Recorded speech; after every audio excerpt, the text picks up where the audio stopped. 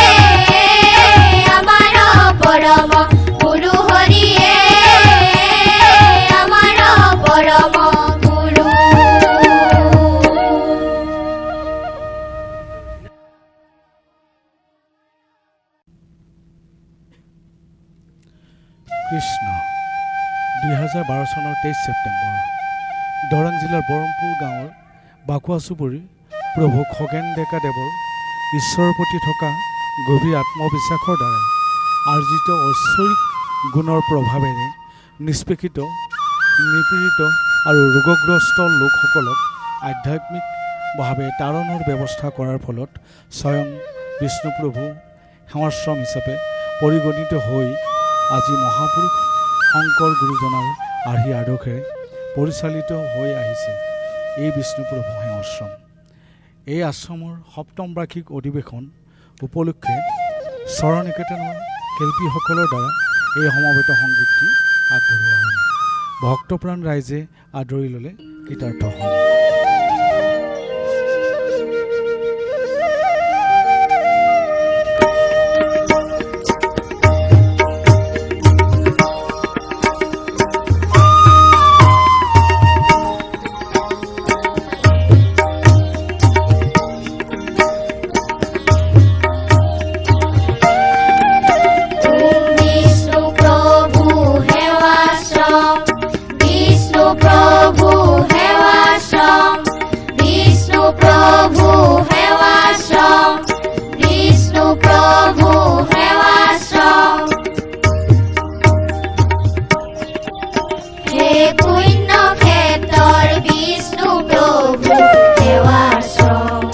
ভক্তি অৰ্চনাৰ পুণ্য স্থান অগণন ভক্ত